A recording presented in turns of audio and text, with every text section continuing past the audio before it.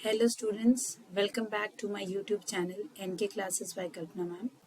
एक ऐसा प्लेटफॉर्म जहां आपको मैथ्स के हर कॉन्सेप्ट को काफ़ी डिटेल में समझाया जाएगा और इस प्लेटफॉर्म के थ्रू आप अपने कोई भी डाउट्स मुझसे पूछ सकते हैं। वैसे हमने ऑलरेडी स्टार्ट कर दिया था क्लास 11th का ट्रिग्नोमेट्रिक फंक्शन, तो हम उसी को आगे कंटिन्यू करते हुए अगला टॉपिक देखेंगे। आज ट्रिग्नोमेट्रिक फंक्शन क्लास 11th को जो हम डिस्कस कर रहे हैं, आज जो टॉपिक हम डिस्कस करने जा रहे हैं अगेन एक बहुत इंपॉर्टेंट टॉपिक है जो है domain and range of trigonometric functions. Domain and range of trigonometric functions, तो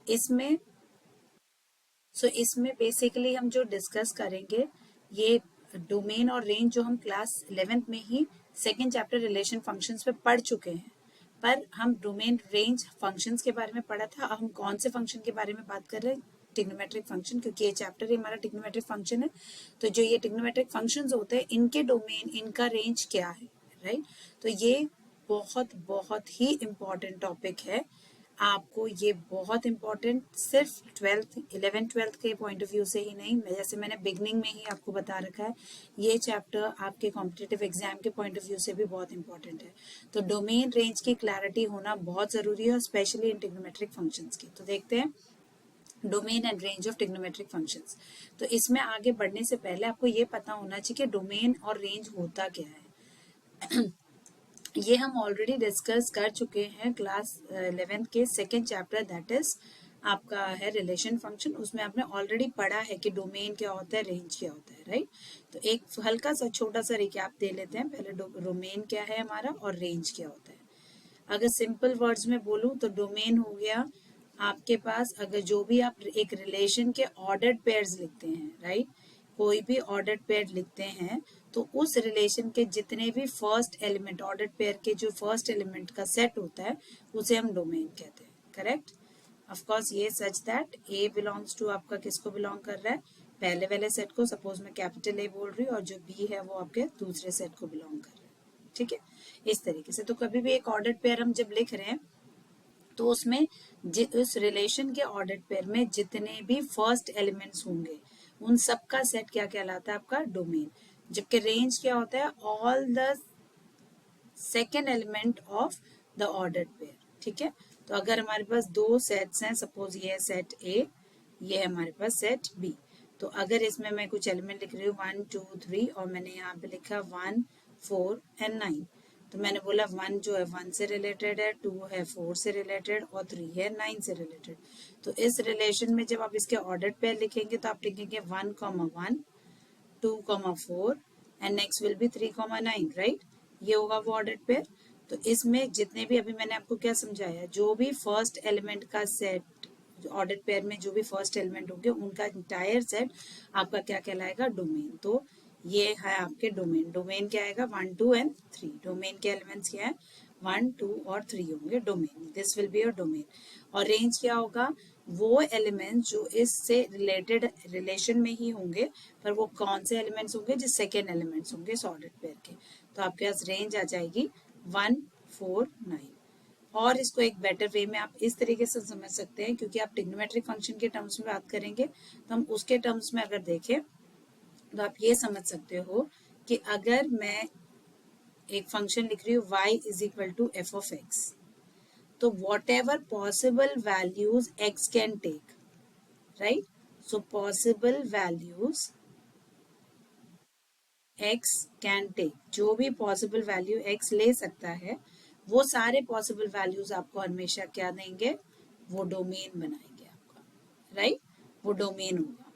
और इसी तरीके से जो हमारा रिजल्ट आएगा, जो भी वैल्यू ऑफ y आएगी, राइट? वैल्यू या फिर सोच लो जो रिजल्ट आएगा, इस तरीके से समझने के लिए हम लिख देते हैं जो आंसर आएगा हमारा, ठीक है? तो जो भी ये फंक्शन जब x की डिफरेंट डिफरेंट वैल्यूज जो ले सकता है उस पे आंसर जो आएगा उसके करस्पॉन्डिंग y की जो वैल्यूज आएंगी उन्हें हम रेंज कहते हैं। उन सारी वैल्यूज को हम रेंज कहते हैं। मतलब x की जो डिफरेंट डिफरेंट पॉसिबल वैल्यूज हम ले रहे हैं उसके करस्पॉन्डिंग y की जो रिजल्ट मिलेगा हमें, y की जो करस्पॉन्डिंग वैल्यूज आएंगी उन्हें हम उसका रेंज कहते हैं, ठीक है? तो अब हमें किसके बारे में डिस्कस करना है? ट्रिग्नोमेट्रिक फंक्शंस के बारे में। तो मैं आपको बहुत इजी वे समझा रही हूँ, इसमें अगेन कोई रटने की जरूरत नहीं आपको पड़ेगी, बहुत बेसिक कॉन्सेप्ट है। इसी में आप आगे इनके ग्राफ भी पढ़ेंगे और उस ग्राफ के थ्रू भी आप डोमेन रेंज को वेरीफाई कर सकते हैं। ठीक है, ग्राफ प्लॉट करना आना चाहिए आपको, ग्राफ पता होना चाहिए, तो वो आप मेरी नेक्स्ट वीडियो में देख सकते हैं जिसमें हम इसके ट्रिग्नोमेट्रिक फंक्शन के ग्राफ डिस्कस करेंगे।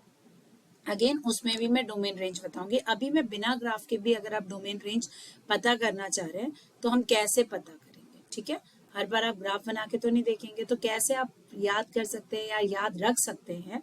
रटना कुछ नहीं है, हमें समझना है, और आपको जिस तरीके से भी मैं समझाऊंगी आपको बहुत क्लियरली आ जाएगी बात समझ, और आपको हमेशा याद रहेगा क्या डोमेन है, क्या रेंज है, साइन एक्स का, कॉस एक्स का, टैन एक्स का, जितने भी हमारे ट्रिग्नोमेट्रिक फंक्शंस हैं। ठीक है, तो बढ़ते हैं आगे। अगर हम बात करते हैं, सबसे पहला फंक्शन हम ले लेते हैं साइन एक्स, राइट। तो मैंने फंक्शन ले लिया साइन एक्स। अब मैं साइन एक्स की बात कर रही हूँ बच्चा। ठीक है, तो बड़े ध्यान से देखेंगे। अगर आप साइन एक्स की वैल्यू के बारे में बात करें, मतलब मेरा फंक्शन क्या है, y is equal to F of x, y is equal to F of x. ठीक है, means y is equal to मैंने फंक्शन ले लिया साइन एक्स है, ये है फंक्शन मेरा। तो x की क्या पॉसिबल वैल्यूज हम ले सकते हैं। ठीक है, तो x की हम क्या क्या पॉसिबल वैल्यू ले सकते हैं। आप x की किसी भी पर्टिकुलर वैल्यू के लिए देखिए, आपके पास हमेशा y की कोई ना कोई करस्पॉन्डिंग वैल्यू आएगी ही आएगी, राइट। जैसे अगर आपने पढ़ा है, हमने जो अभी जो आपने 10th तक पढ़ा था वो क्या पढ़ा था, 90 तक की वैल्यूज करी थी। मैंने आगे बताया आपको कि उससे भी आगे पॉसिबल वैल्यूज होती है 180 पे, 270 पे, फिर 360 पे, है ना। हमने बात की थी कार्टेशियन प्लेन की, अगर याद होगा आपको, तो ये हमने बोला था 0, 90, फिर ये 180 पहुंचा, ये 270 पहुंचा, फिर ये 360, इसी तरीके से ये कंटिन्यू होता रहता है, राइट। तो हम x की क्या पॉसिबल वैल्यूज ले रहे हैं, देखिए बेटा, जब हम बोल रहे 0 से 90, आप डिफरेंट डिफरेंट एंगल्स ले रहे हैं, राइट। पहले हम सपोज ले लेते हैं 0 डिग्री पे चेक करते हैं, फिर हम 30 डिग्री पे चेक कर रहे होते हैं, फिर हम 45 डिग्री की हमें वैल्यू पता है, फिर हमें 60 डिग्री की वैल्यू पता है, फिर हम 90 डिग्री पे आते हैं, राइट। इन बिटवीन भी ऑफ कोर्स आपने वैल्यूज पढ़ी नहीं है, पर होती है, एग्जिस्ट करती हैं सारी वैल्यूज। तो आप different different different different values लेते रहेंगे, हर वैल्यू के करस्पॉन्डिंग y की एक वैल्यू, दैट इज अगर मैं बोल रही हूँ साइन 0, है ना, साइन 0 डिग्री अब से पूछूंगी तो y की वैल्यू क्या आती है, 1 या 0, 0 आती है, नॉट 1, सॉरी 0 आती है ना। साइन 0 क्या हो जाता है, 0। इसी तरीके से साइन 30 अब से पूछूंगी तो आप क्या लिखेंगे, 1/2। साइन 45 पूछेंगे तो क्या लिखेंगे आप, 1/√2। साइन 60 लिखेंगे तो क्या लिखेंगे, √3/2। और साइन 90 पूछूंगी तो आप क्या बोलेंगे, 1, एंड सो ऑन, इसी तरीके से कंटिन्यू होगा, है ना। अब इन बिटवीन भी, इसका मतलब ये नहीं कि 0 के बाद सीधा 30 डिग्री पे ही वैल्यू आती है, इसके बीच में भी आपकी वैल्यू एग्जिस्ट करती है, राइट। ग्राफ्स क्योंकि मैं आज डिस्कस नहीं करना चाहती, आपको एक हल्का सा इंसाइट दे देती हूँ उसका भी, फिर भी, कि इसका अगर आप साइन एक्स का ग्राफ प्लॉट करने भी जाएंगे बेटा, तो जो वैल्यूज होती है ना, ये सारी वैल्यूज ऐसे कंटिन्यूस आपको इसका ग्राफ मिलता रहेगा, चलती रहेगी, चलता रहेगा, चलता रहेगा। हाँ, पर एक चीज हमने इसमें भी देखी थी, जब यूनिट सर्कल की बात करी थी हमने, है ना, ये चीज इधर से भी एक्सटेंड होगी ग्राफ में। ठीक है, इसको मैं और डिटेल में समझाऊंगी जब मैं ग्राफ्स वाला सेक्शन लूंगी। तो साइन एक्स में हम एक्स की हर एक पॉसिबल रियल नंबर यहाँ पे वैल्यू ले सकते हैं, 0, 30, 45, 60, 90, 90 के बियॉन्ड भी जाते हैं हम, यहाँ तक पहुंच जाएंगे तो 180, इधर पे पहुंच गए तो 270, और इधर से आगे बढ़ गए तो 360, एंड सो ऑन। आप रिपीटेडली कर सकते हैं और वैल्यूज रिपीट होती जाएगी। तो हमने एक चीज तो नोटिस करी थी कि जो वैल्यूज है वो 0 से लेके 1 तक के बीच में ही जाएंगी, आंसर जो है आंसर। तो x, सबसे पहले हम बात किसकी कर रहे हैं, डोमेन की। अगर मैं डोमेन की बात कर रही हूँ तो डोमेन, अब मैंने देखा हमने क्लियरली x की तो हम कोई भी पॉसिबल वैल्यू ले सकते हैं। तो साइन x के केस में अगर मैं बात करूं तो मेरे पास जो डोमेन है साइन x का, वो क्या आ जा रहा है, सारी पॉसिबल वैल्यूज है। इसका मतलब इसका डोमेन होता है ऑल रियल नंबर्स, जिसको हम आर क्या रिप्रेजेंट करता है, रियल नंबर का सेट। तो वो रियल नंबर, आपके सारे पॉसिबल रियल नंबर्स हो गए डोमेन। ठीक है, अब बात करते हैं हम रेंज की। इसका रेंज क्या है भाई, तो इसका रेंज मीन्स मैंने अभी आपको क्या बोला था, जो भी y की वैल्यू होगी वो रेंज होगा, जो x की वैल्यू होगी वो डोमेन होगा। तो अगर आप x की वैल्यू कुछ भी यहाँ पे डाल रहे हैं, दैट इज 0 से लेके 360 चलते जा रहे हैं, वैल्यूज डालते जा रहे हैं, तो आप क्लियरली देख रहे हैं करस्पॉन्डिंग y की वैल्यू तो एग्जिस्ट कर रही है। देख रहे हो 0, 1/2, धीरे धीरे धीरे धीरे इंक्रीज होके 1 पे पहुंच गई, है ना। यहाँ पे 1 पे पहुंची, फिर यहाँ से डिक्रीज होते होते होते होते फिर 0 पे पहुंचती है, फिर इंक्रीज होगी, फिर डिक्रीज होगी।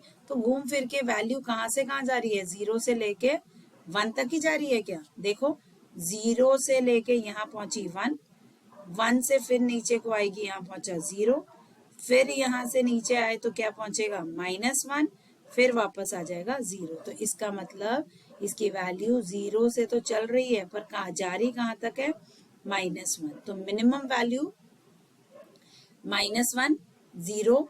और देखो ध्यान से, अगर मैं इसमें यूनिट सर्कल की बात कर लूँ आपको और क्लैरिटी हो जाएगी। एक यूनिट सर्कल ड्रॉ कर लेते हैं, ठीक है, तो उससे आपको समझ आ जाएगा। 0 से -1 तो पहुंचे, क्या कोई और भी वैल्यू आ रही है किसी और के बीच में रेंज कर रही है 0 से -1, वो हम वेरीफाई कर लेते हैं। तो उसके लिए हम एक बार एक्सेस ड्रॉ कर लेते हैं फिर से, ठीक है, राइट। ये बना दिया हमने एक्सेस, और यहाँ पे हमने बना दिया एक और लाइन जो कि रिप्रेजेंट करेगी आपकी एक्स एक्सिस को, ठीक है।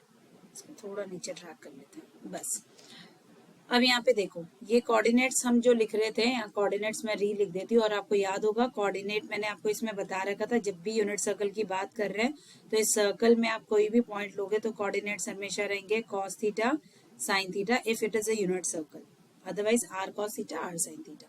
तो यहाँ पे कोऑर्डिनेट्स क्या थे, यहाँ था 1,0, यहाँ 0,1, यहाँ -1,0, यहाँ 0,-1।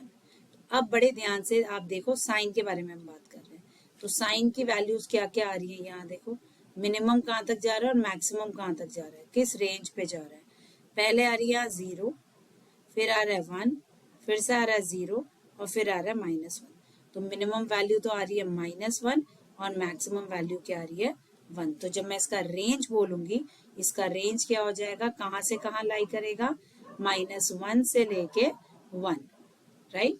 इसका रेंज कहाँ से कहाँ लाई करेगा बेटा, -1 से लेके 1।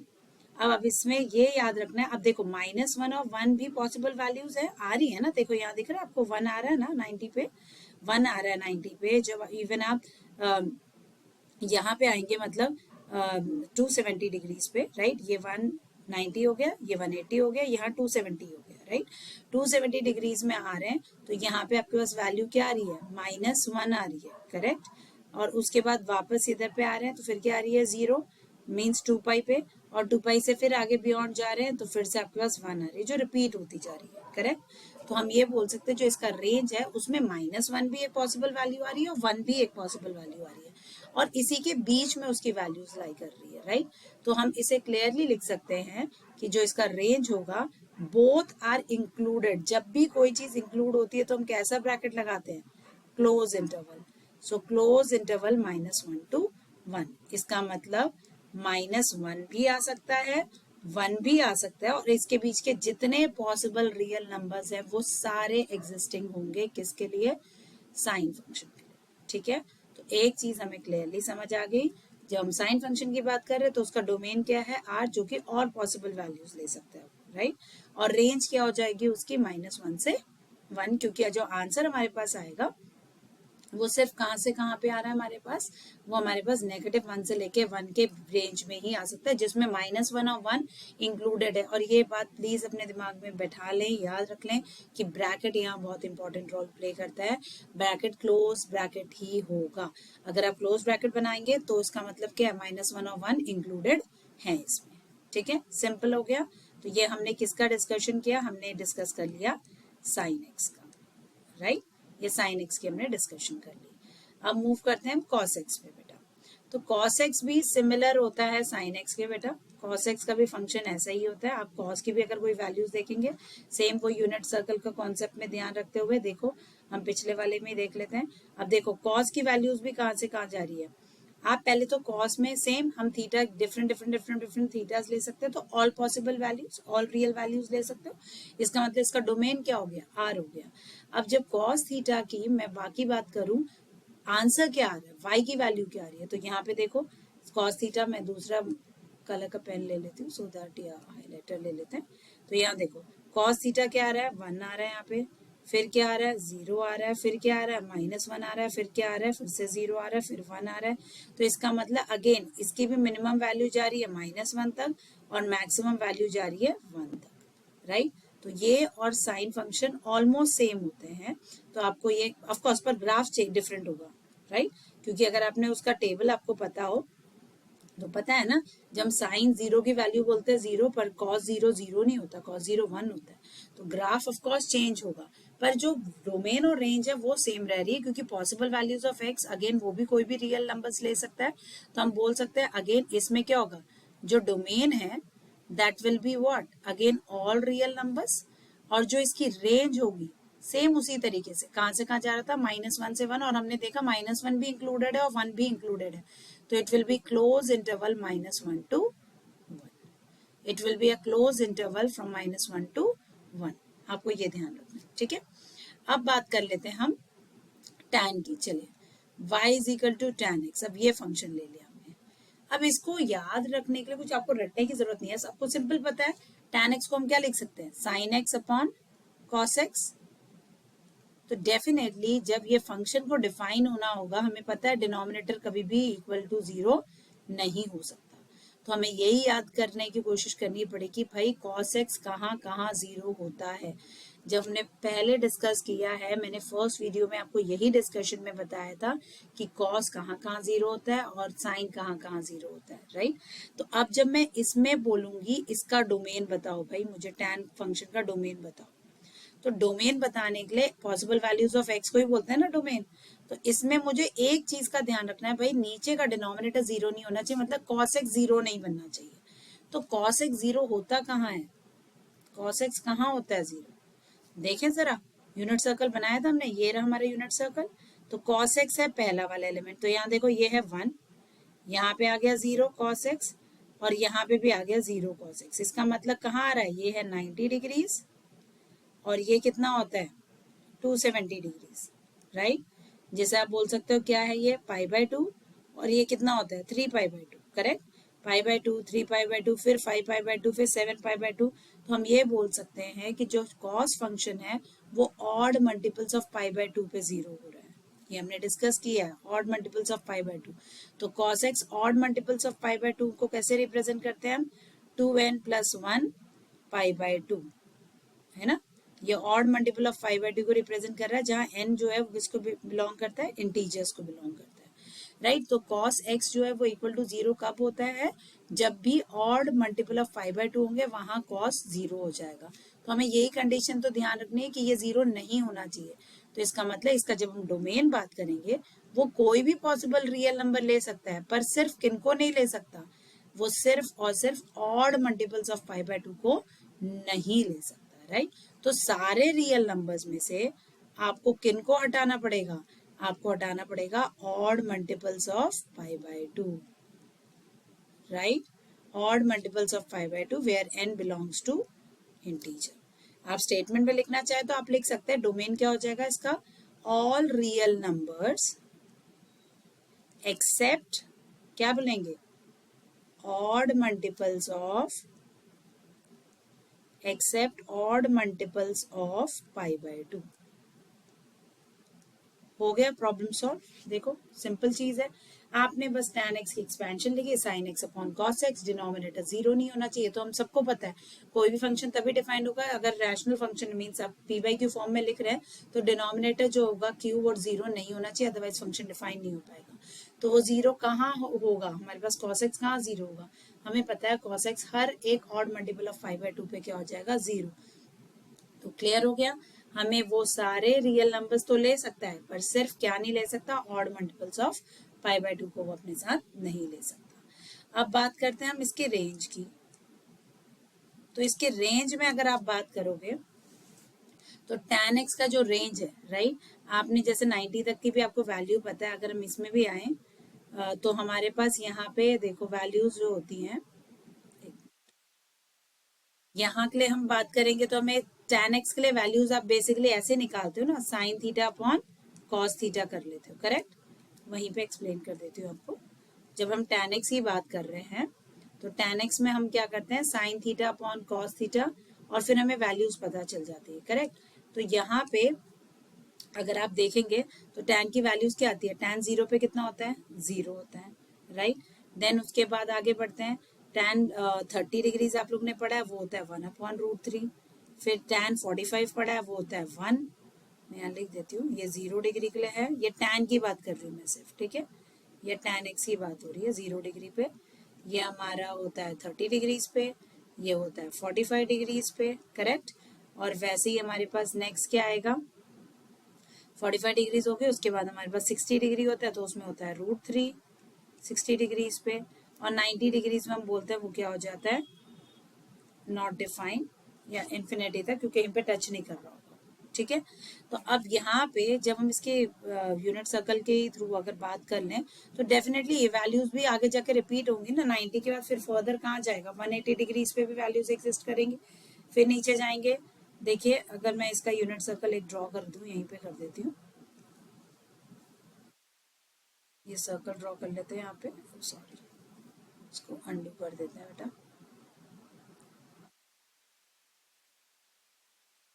एक सर्कल ले लेते हैं, गलत शेप हो गई थी, सिलेक्ट सर्कल ले लिया हमने, और हम एक्सेस ड्रॉ कर लेते हैं। ये हमने एक्सेस ले ली,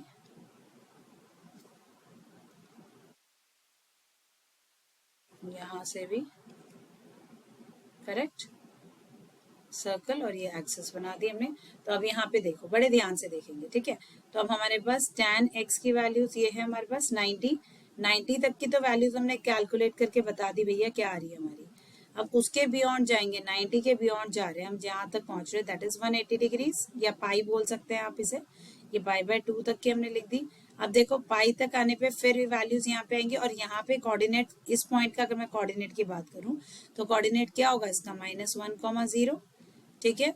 तो साइन अपॉन कॉस, तो फिर पाई पे कितना हो जाएगा, फिर से 0 हो जाएगा, पाई पे 0 हो जाएगा ना tan, क्योंकि यहाँ पे कोऑर्डिनेट वही लिखते हैं हम, कॉस थीटा और साइन थीटा। तो tan क्या होता है, साइन अपॉन कॉस, तो 0/-1 कितना हो जाएगा, 0। तो फिर से वैल्यू रिपीट होना स्टार्ट हो गई 0। फिर उसके बाद यहाँ पे आओगे, तो इस पॉइंट पे क्या कोऑर्डिनेट है आपके पास, 0, -1। तो अगेन अब इसमें क्या होगा, 0, -1, ये हमारे पास है कॉस, और ये हमारे पास है साइन। तो यहाँ पे आपके पास क्या होगा, -1/0, अगेन ये हो गया -इन्फिनिटी, यहाँ पे -इन्फिनिटी पे जा रहा है और यहाँ पे इन्फिनिटी पे जा रही है वैल्यू। तो इसका मतलब जब हम इसकी रेंज की बात करेंगे तो ये कहाँ से कहाँ तक जा सकता है, -इन्फिनिटी से लेके इन्फिनिटी पॉजिटिव। और ये अपने दिमाग में अच्छी तरह से याद रख लें कि जब भी हम इन्फिनिटी बोलते हैं वो कोई डिफाइंड नंबर नहीं है हमारे पास, फिक्स नहीं हो रहा नंबर, इसलिए आपका हमेशा यहाँ क्या आएगा, ओपन इंटरवल आएगी, ठीक है। This is open interval means included नहीं है, ऑफकोर्स आपको डिफाइंड पता ही नहीं है वो नंबर क्या है, नॉट डिफाइंड है, तो इसलिए -इन्फिनिटी टू इन्फिनिटी, और एक तरीके से आप क्या बोल सकते हैं, ऑल रियल नंबर्स। तो रेंज क्या हो गया, -इन्फिनिटी से इन्फिनिटी, या फिर ऑल रियल नंबर्स इसकी। क्लियर, यहाँ तक क्लियर है। अब अगर आपको ये तीन चीजें याद है तो बाकी तो आपके लिए कोई प्रॉब्लम ही नहीं है। बढ़ते हैं आगे। अब मैं बात कर लेती हूँ y is equal to cosec x, right.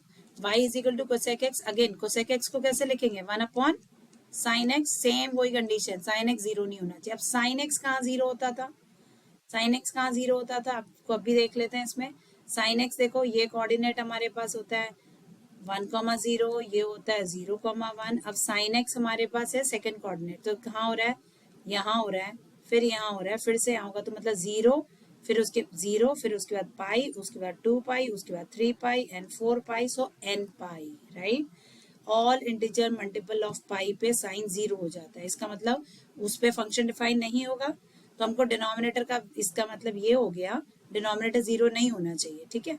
तो इसका डोमेन क्या हो जाएगा, कोसेक का डोमेन हो जाएगा आपके पास, it can be all real numbers again except what, n pi, where n belongs to integer.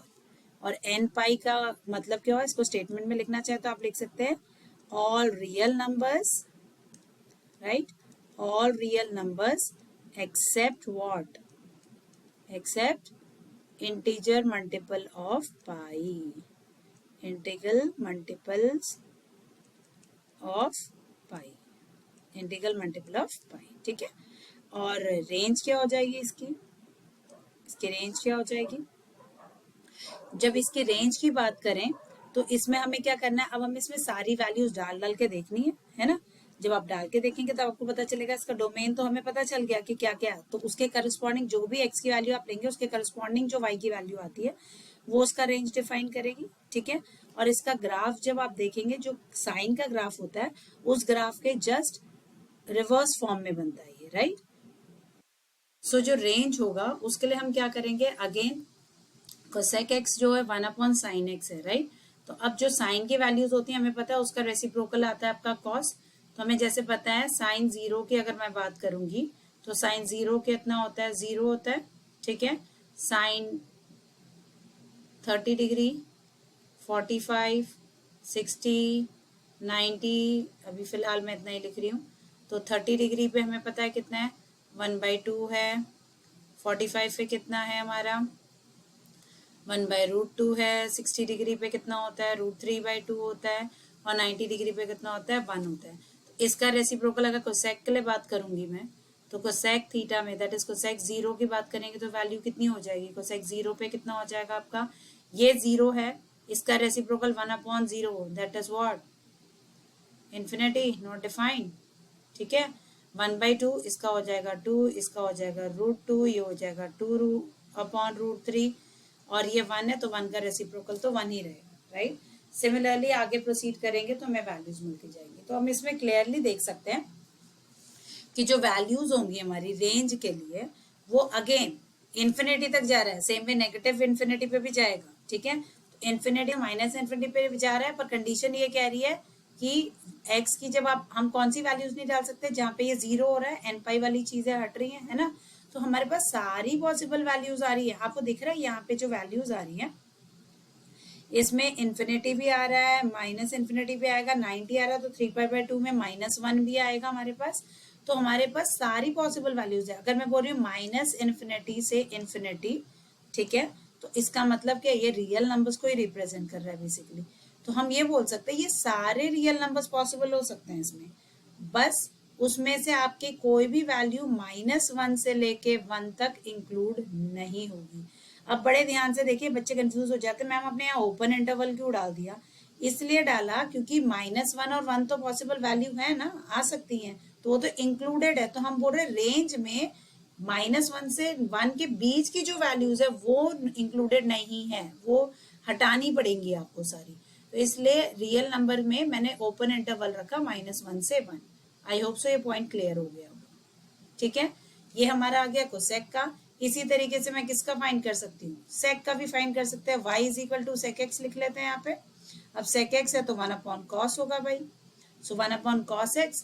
तो अगेन cos x को इक्वल टू 0 नहीं होना, तो रेंज, डोमेन पहले देख लेते हैं। तो डोमेन क्या होगा, हमने पहले ही कॉस में डिस्कस किया हुआ है ये चीज। तो ऑल रियल नंबर्स तो होंगे। जब देखो यहाँ पे हमने साइन के लिए बात करी तो हमने क्या लिखा, एन पाई पे 0 हो जाता है, तो ऑफकोर्स कॉस जब हम बात कर रहे हैं जहाँ कॉस 0 होगा वो ऑड मल्टीपल्स ऑफ π/2।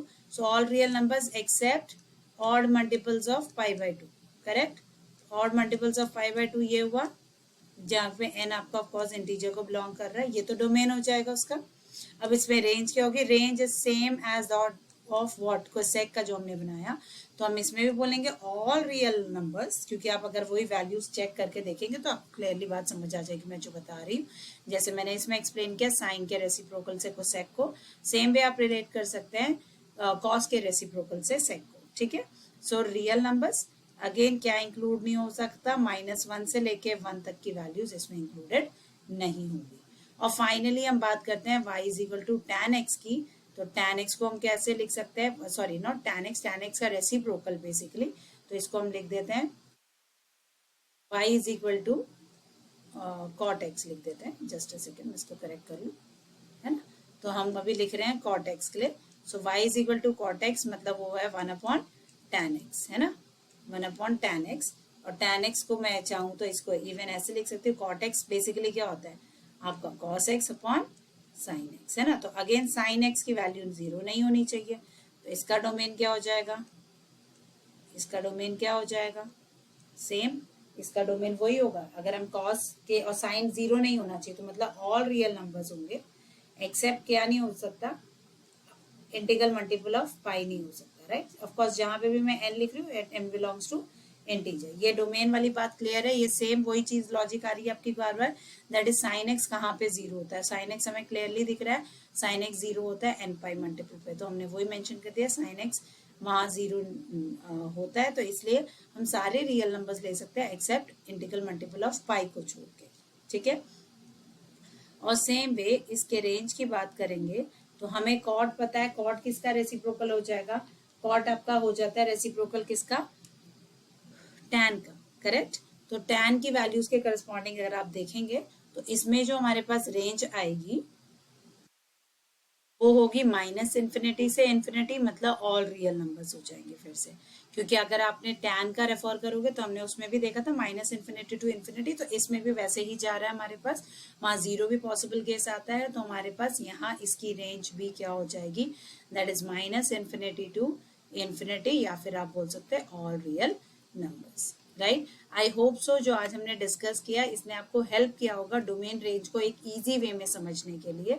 आप इसी तरीके से ट्रिग्नोमेट्रिक फंक्शंस के सारे डोमेन और रेंज को समझ के यूज कर सकते हैं, राइट। तो अगर आपको मेरा आज का वीडियो पसंद आया होगा, please like subscribe my YouTube channel NK classes by Kalpana ma'am, और मैक्सिमम लोगों को ये शेयर करिए ताकि बाकी बच्चों को भी कंसेप्ट क्लैरिटी मिले। मिलते हैं नेक्स्ट वीडियो में, और जहां हम डिस्कस करेंगे graphs of trigonometric function. Thank you.